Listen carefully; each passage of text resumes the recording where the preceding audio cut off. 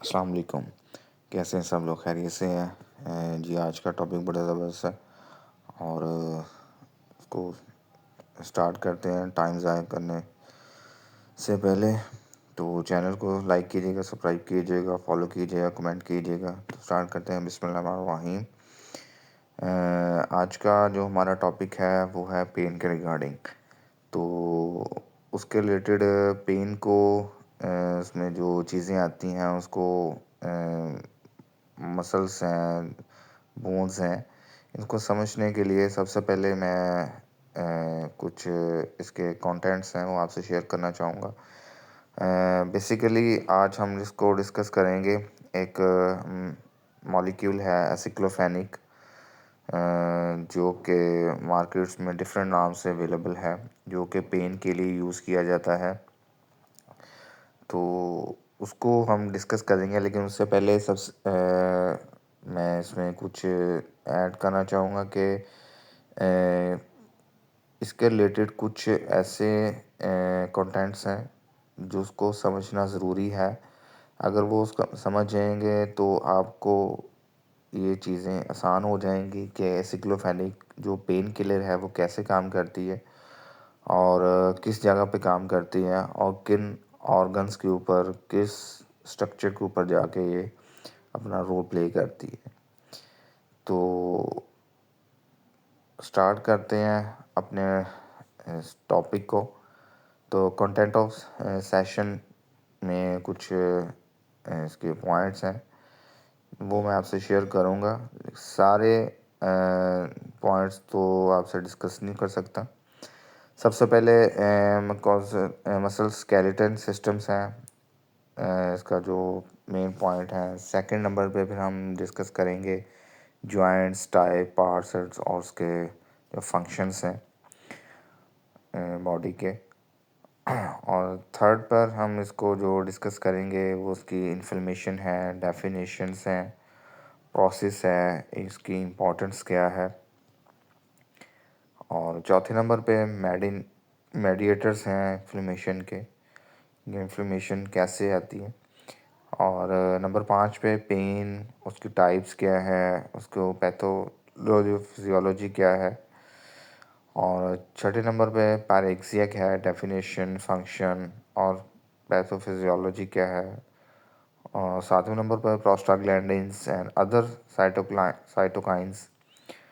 और उसके बाद फिर मस्कुलोस्केलेटल डिसऑर्डर्स और डिस्मेनोरिया क्या है। नंबर 9 पे एनएसएआईडीज, डेफिनेशन, टाइप्स और यूजेस। और लास्ट पे हम इसकी प्रोडक्ट नाम लिया है एस्पियानो के नाम से, और उसकी प्रोडक्ट प्रोफाइल है कि वो कैसे काम करती है बॉडी के अंदर और किस जगह पे काम करती है और कैसे काम करती है। ये सब चीज़ें डिस्कस होंगी, लेकिन मेरा ये टॉपिक है सिर्फ पहले दो हैं, मस्कुलोस्केलेटल सिस्टम। और मॉड्यूल 1 में है इसका जो अब आज आपसे डिस्कस करूँगा। सबसे पहले मसल स्केलेटन को हम डिस्कस करेंगे कि ये क्या चीज़ है और कैसे ये इसके ऊपर हम ये जो प्रोडक्ट है कैसे काम करती है।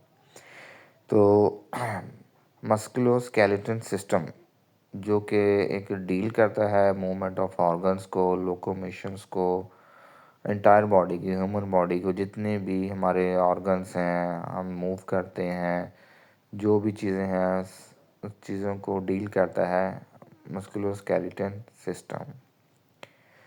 उसमें जो हमारा सिस्टम है बॉडी का वो बोन्स, हड्डियों से, मसल्स से, उनसे मिलकर बना हुआ है।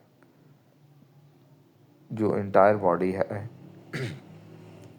तो ये कंपोज्ड ऑफ टू सिस्टम है, यानी कि दो सिस्टम को इसमें ऐड किया गया है, जिसमें मस्कुलर सिस्टम है जिसमें मसल्स वगैरह आपके होंगे। सेकंड नंबर पे है स्केलेटल सिस्टम है जिसमें आपके स्केलेटल है, बोन्स हैं। तो सबसे पहले हम स्केलेटल सिस्टम के हवाले से बात करेंगे, जो कि फ्रेमवर्क है हड्डियों का, बोन्स का, जो कि सपोर्ट करता है, प्रोटेक्ट करता है सॉफ्ट पार्ट्स को बॉडी के। जितने भी इंटरनल ऑर्गन्स हैं आपके, सॉफ्ट पार्ट हैं, सबको प्रोटेक्ट करने के लिए ये सिस्टम, स्केलेटन सिस्टम जो है वो काम करता है। ये स्केलेटन सिस्टम जो कि 206 बोन्स के साथ मिलके जुड़ा हुआ है और डिफरेंट कनेक्टिव टिश्यूज़ के साथ इसने अटैच है। कनेक्टिव टिश्यूज़ मतलब कि ये नहीं कि आपकी बोन्स जहाँ पे भी एक दूसरे जॉइंट के साथ उसके अटैच हैं, तो ज़ाहिर बात है उसको जोड़ने के लिए कुछ टिश्यूज़ की रिक्वायरमेंट है। तो कनेक्टिव टिश्यू के ज़रिए डिफरेंट बोन्स, 206 बोन्स आपके जॉइंट्स में जुड़ी हुई हैं। बोन्स के फंक्शंस क्या हैं? मोबिलिटी है, और इसके अलावा फिर प्रोटेक्शन ऑफ इंटरनल ऑर्गन्स हैं। इंटरनल ऑर्गन जितने भी उनको प्रोटेक्ट करती है। Reservoir of calcium and phosphorus, इनके कैल्शियम और फॉस्फोरस के जो अंदर मकदार है, या उसका जो आप कह लें कि इसका ख़जाना है, वो उसको स्टोर करती है, बनाती है। उसके प्रोवाइड करती है levels of the body movements, यानी कि बॉडी के जितने भी मूवमेंट्स हैं, आप उठते हैं, बैठते हैं, मूव करते हैं, सभी को ये प्रोटेक्ट मूवमेंट प्रोवाइड करती है। आपके सामने ये एक पिक्चर दिखाई जा रही है जिसमें मसल्स और स्केलेटन दोनों हुई दिखाए गए हैं कि एक राइट साइड पे आपको एक कंप्लीट मसल्स नज़र आ रहे हैं। सेकेंडली हमारा जो सेकंड मॉड्यूल है वो मैं अब आपसे शेयर करने जा रहा हूँ। ये भी बड़ा इम्पोर्टेंट है आपके लिए। हमने पहले तो उसको डिस्कस किया है, मस्कुलर स्केलेटन को। अब हम मॉड्यूल 2 में डिस्कस करेंगे bones, joints, types and functions को। ये तीनों चीज़ें हम इस टॉपिक में हम डिस्कस करेंगे इस स्लाइड्स में। तो ज़रा गौर से सुनिएगा, आपके बड़ी काम की चीज़ है।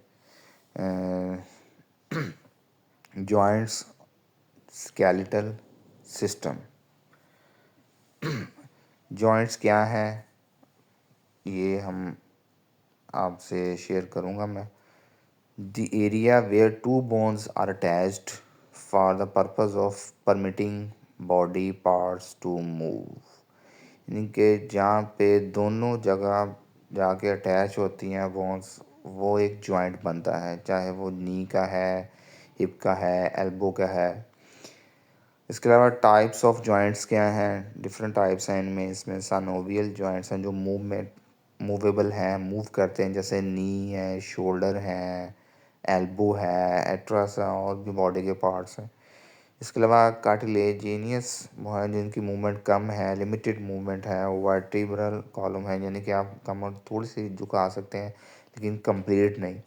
इसके अलावा फाइब्रस है जो फिक्स्ड है, जैसे कि आपकी खोपड़ी है, स्कल है, वो फिक्स्ड है, आप उसको मूव नहीं कर सकते।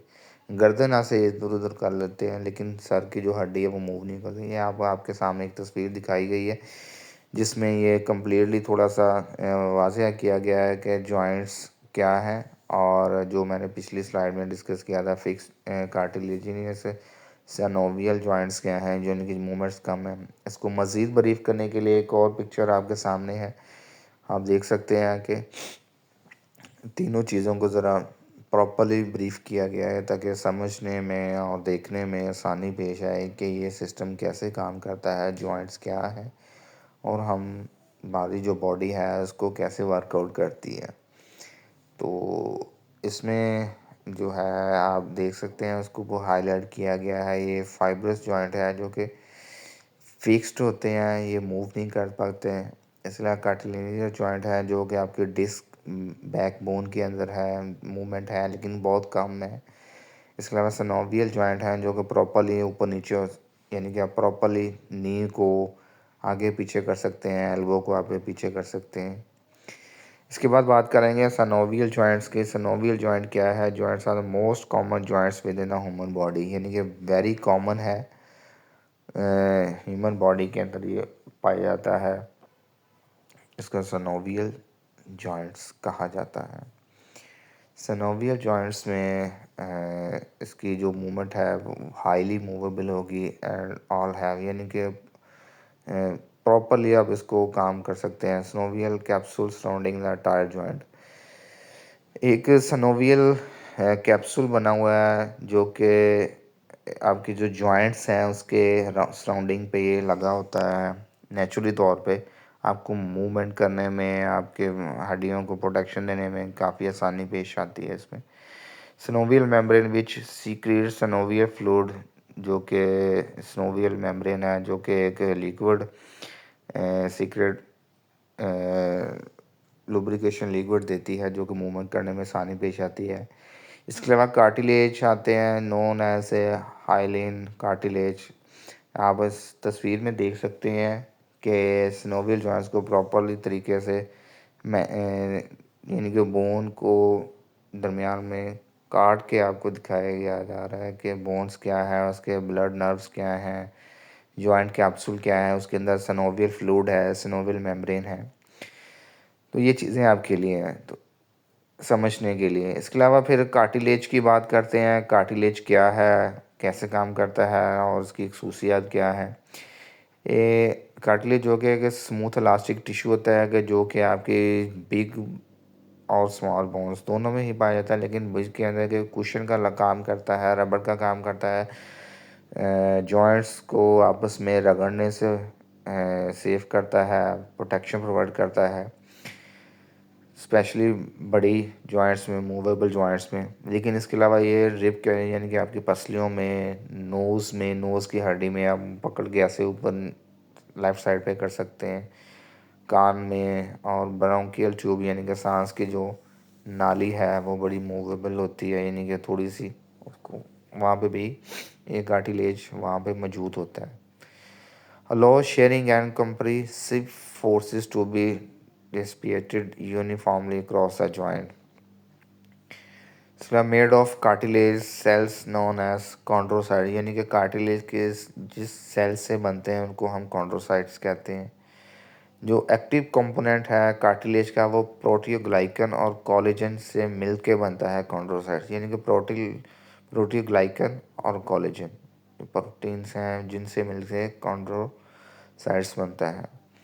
कॉन्ड्रोसाइट्स और प्रोटियोग्लाइकन क्या चीज़ हैं और ये कैसे काम करते हैं, ये आपको एक पिक्चर में हमने इसको प्रॉपरली ज़रा शो करवाया गया। आप ज़रा इसको गौर से देखिएगा कि कॉन्ड्रोसाइट्स क्या है, और इसके अलावा ये पिक्चर में दिखाया गया है, और इसके अलावा साथ आपको पिक्चर दिखाई जाएगी प्रोटियोग्लाइकन, ये क्या है और ये कैसे है ये काम करता है। ये सामने आपके पिक्चर आ गई है, आप उसको देख सकते हैं। उसको भी हमने चीज़ें पॉइंट्स, पिन पॉइंट्स हाईलाइट किए हुए हैं।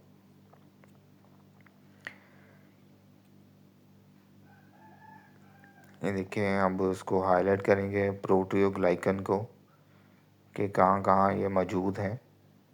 ये आप देख सकते हैं एरो शो करवा रहा है।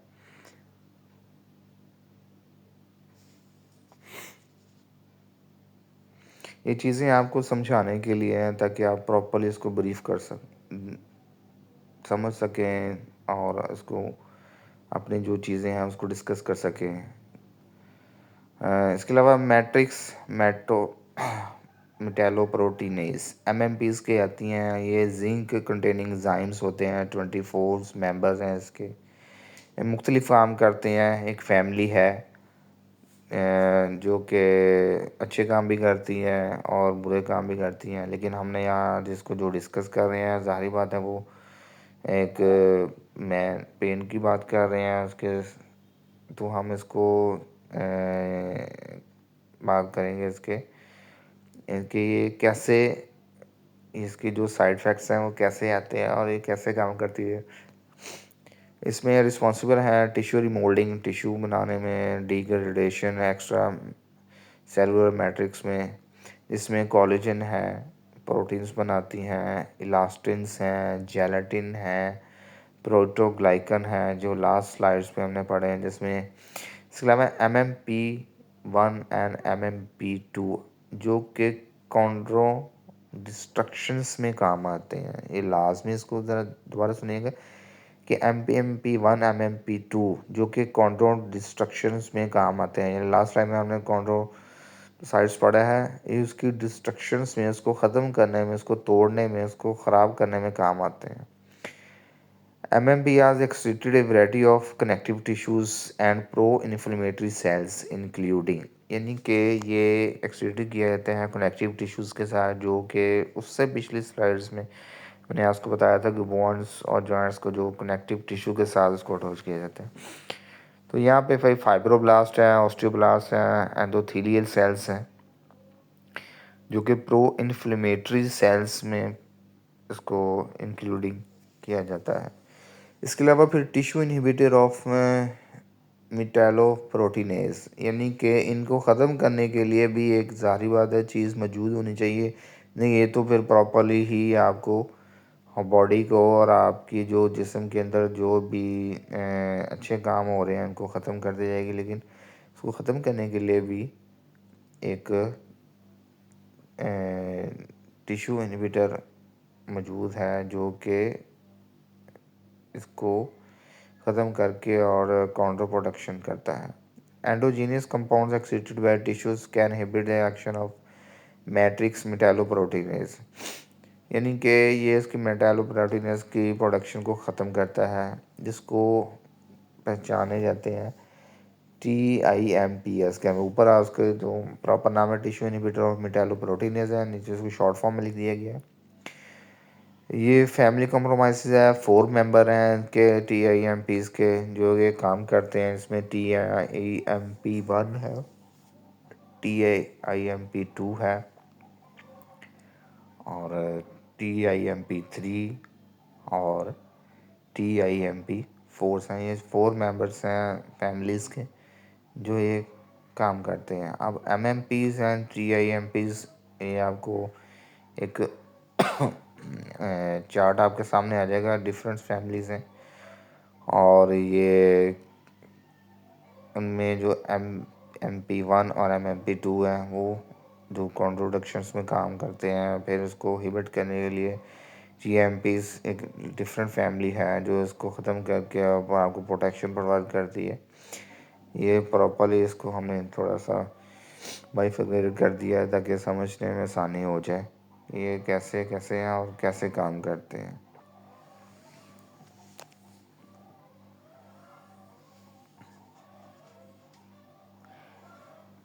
उम्मीद है कि यहाँ तक चीज़ें आपको क्लियर हो गई हैं। तो नेक्स्ट इंशाल्लाह मैं इसके जो नेक्स्ट टॉपिक हैं जो कंटेंट्स है वो आपसे दोबारा शेयर करना चाहूँगा अगली वीडियो में। तो मेरी आपसे रिक्वेस्ट है कि चैनल को सब्सक्राइब कीजिएगा ताकि नेक्स्ट आने वाली जो वीडियोस हैं वो आप तक प्रॉपरली पहुंच सके। पूरी कोशिश है कि अपना मैसेज जो है वो आप तक पहुंचा सकूं। और अब कोई आपको क्वेश्चन है, कोई क्यूरी है तो आप कमेंट्स में दे सकते हैं, तो आपको प्रॉपरली उसका जो आंसर है वो ज़रूर मैं प्रोवाइड करूँगा। तो उम्मीद रहेगी इंशाल्लाह आप लोगों से दोबारा के हवाले से बात करूँगा, क्योंकि अभी काफ़ी चीज़ें डिस्कस करने वाली हैं। हम मॉड्यूल 3 को इंशाल्लाह नेक्स्ट टॉपिक में डिस्कस करेंगे। तो तब तक के लिए अल्लाह हाफिज़, दुआ में याद रखिएगा।